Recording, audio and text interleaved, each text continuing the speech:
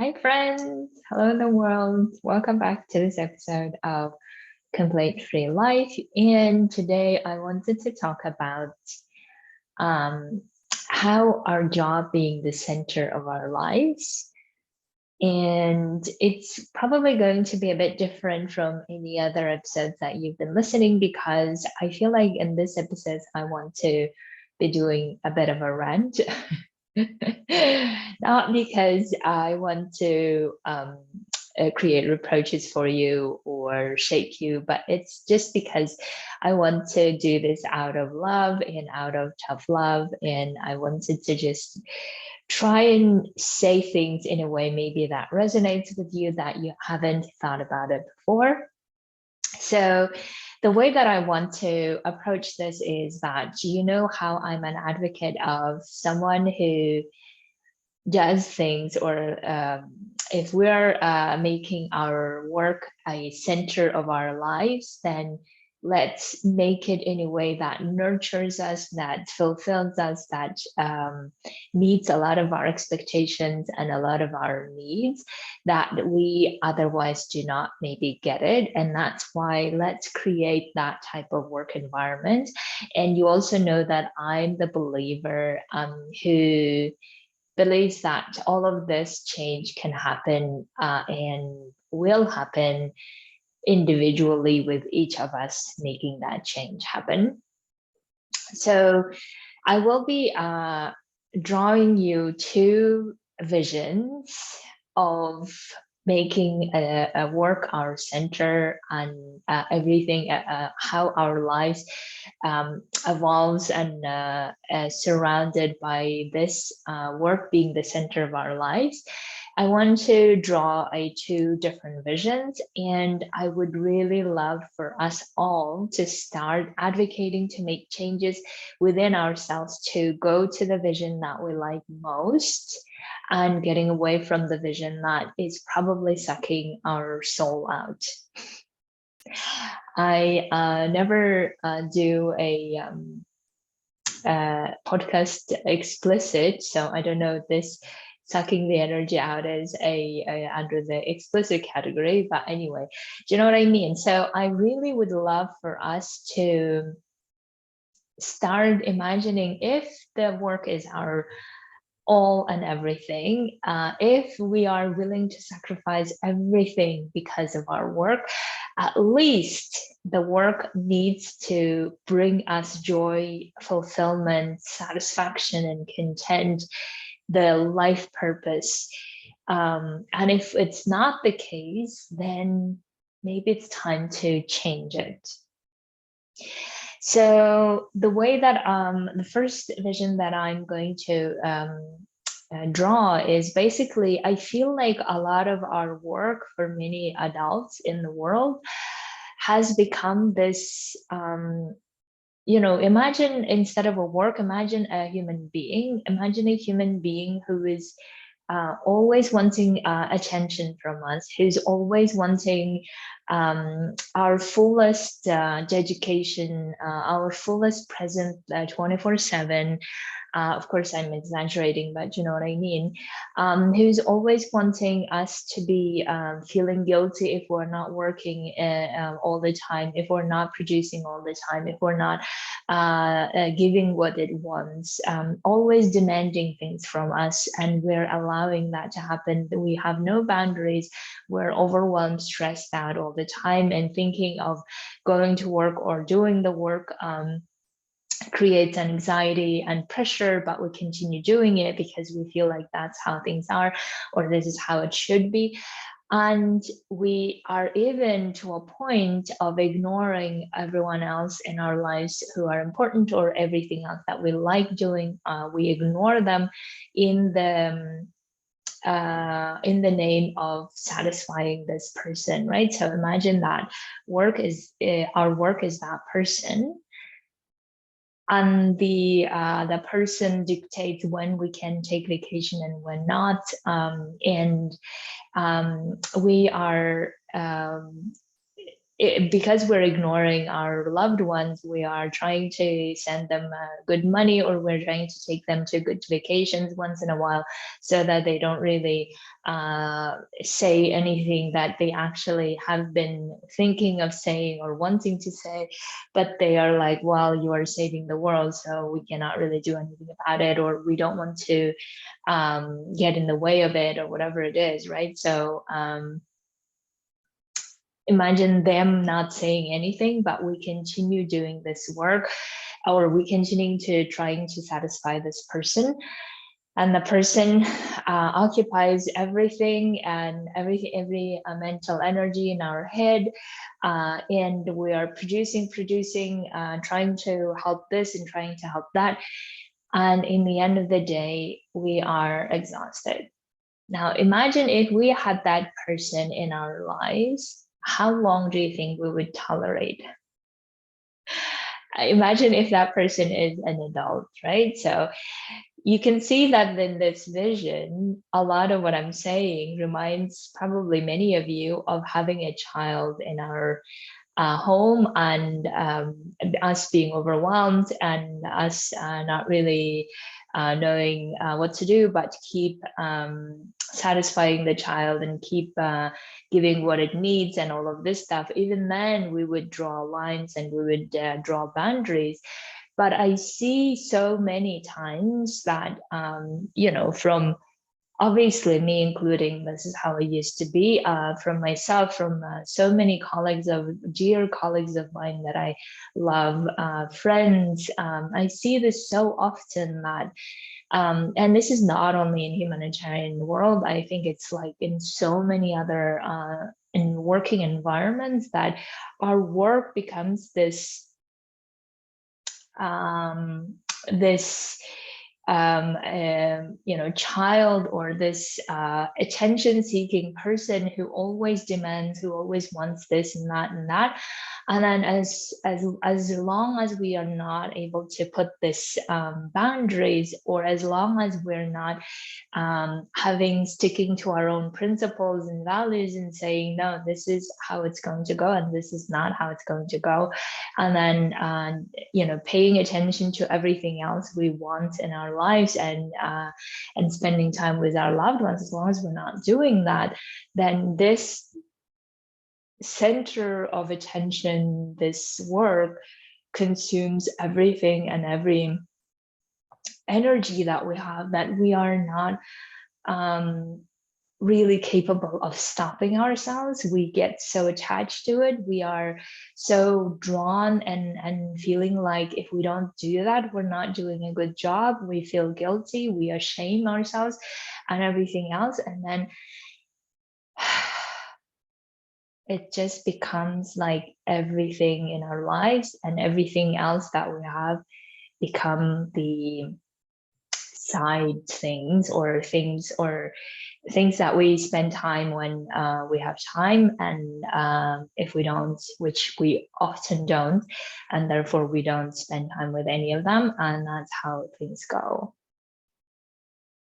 Now, that unfortunately, I fear so many of us are going through in life now, believing that that's normal, or that's how it is, or this is how it is in our work line, and maybe it's not in others, but that's how it is here, and we just need to continue doing it because everyone else is doing it, and we never seem to stop. And also we believe, of course, that our financial stability, or our recognition of how well we're doing and all of this depends on this job, and if I don't have it, or if I change to something else, I will not have it, and therefore we are continuing to feed our attachment, our addiction to it. We are continuing to feed it and confirm it over and over, in believing that there is no other way. And unfortunately, I fear whenever we're doing that, we are sending ourselves the message that we are not important as humans. Our needs are not important. The needs of the loved ones who want to spend time with us are not that important, because we are at least providing them some other stability, or we are helping them in other ways, or they will continue supporting us no matter what because they love us. And probably that's true. But if anything that has taught this war to me in Ukraine, that I have been suffering a lot under, even though I'm not directly affected by it, but of course through my friends and colleagues that I've been in contact with, anything this war taught me is that life is too short, and not only in that sense, but also we never know what may happen tomorrow. And I don't want us to be doing things because of fear, obviously, but I'm just saying that this war puts everything in perspective of what's important in life.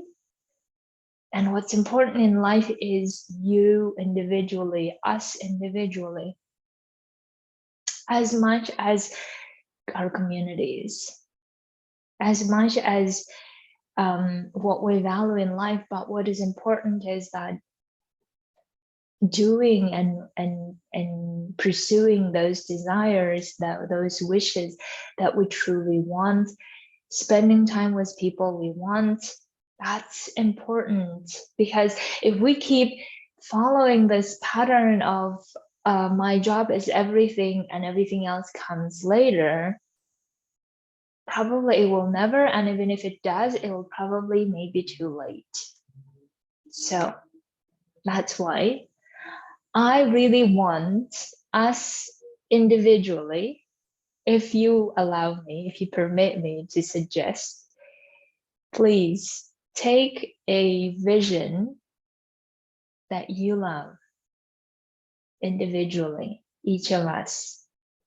Paint that vision for yourself, and let's make that vision happen, instead of feeding the vision that once maybe was a vision and now maybe it's turning into something that's sucking the energy out, the life out, and forcing you to be sacrificing things when you actually don't want to. Let's picture a vision and paint a vision and start implementing that within our current circumstances of where we are. I'm not suggesting that you leave your job and go to do something else. I'm saying if you can, please do that within your job now where you are. And the vision that I'm thinking for myself is, I love doing what I do, but also I have my boundaries. And those boundaries also mean that I take care of myself. I do all the other things I love doing, and my work does not interfere with it. And not only that, I find fulfillment in my job. I love what I do in how, what changes it brings, what impact it brings. But I also do it in the time when I'm fully focused, when I'm so wanting and dedicated and fresh with energy to doing it. And then I take the rest, and I rest and rejuvenate again regularly. I nurture myself. I show myself how important my other desires, my other wishes are, and I pursue them as well, so that I have more energy and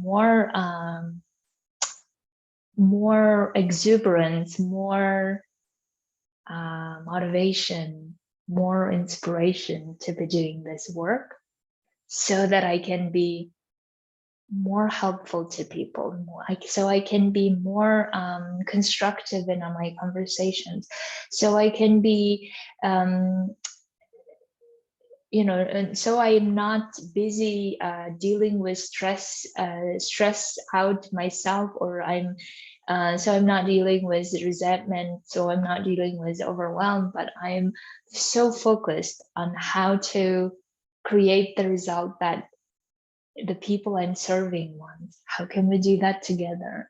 How can we do that in a way that is not pressuring the whole time, but rather so focused on finding the most effective solutions, finding the best solutions in that scenario, learning our lessons from it, and doing it even better next time, because we have the energy to stop and think and reflect, and then continue focusing on what works and what doesn't, and then doing it in a way where we respect each other, we hear each other, we listen to each other's arguments, we listen to each other's reasonings why this would be important to do it this way. And then also knowing that how we can take care of ourselves in the process, how we can do those amazing things with our loved ones, and most importantly, how we can be those examples of people who, or examples of adults, I guess I should say, examples of adults for generations to come, to say, it's amazing that they are so passionate, so creative, so structured, so constructive, so solution-oriented, so cause-oriented in solving the problems of the humanity, of the world. Yet at the same time, they're not doing it out of resentment. They're not doing it out of exhaustion and tiredness. They're not doing it out of I have to be here, and I have to, if I'm not here, everyone dies, or whatever that savior energy. They're not doing it out of those, but they're doing it because they genuinely love doing it. They get fulfillment in doing it. They get recognition within themselves for doing it, and they know that what they're doing makes sense and brings amazing results for those people who are receiving all of this. And when our next generation sees that, and they see that it's possible to do all the loving work, it's possible to make your work a source of inspiration, source of fulfillment, source of rejuvenation. And then you also do all the other things that you want to do with your loved ones, and not sacrificing one or the other, and not only compensating it with monetary or nice vacation, but rather spending quality time with them. And when we achieve as humans to have this level of lifestyle where we are not only making that impact that we're making in other people's lives, but in our own lives, in the lives of people we love, if we're doing that, then I think it makes so much sense to make the work the center of our attention, right? If we are getting that from our work, then it makes sense to make the job so much more than it is, where we're doing it because this is how we want to spend our lives, because this is the only place we want to be, because we are able to do all of this amazing work out in the world, creating amazing results for the people who are on the receiving end, and also showing them how we are taking care of ourselves, showing them how we are as important as they are. Our needs, our wishes are as important as theirs. And when we have that, I think We just know that it's so worth doing it. It's so worth doing this work. And it's so worth to also show to the next generation, look at it. This is possible. This is possible, that you can go for what you truly love, what fulfills you, what makes you joy, and what grows you, what allows you to use all your capacity, all your skills, at the same time enjoying your life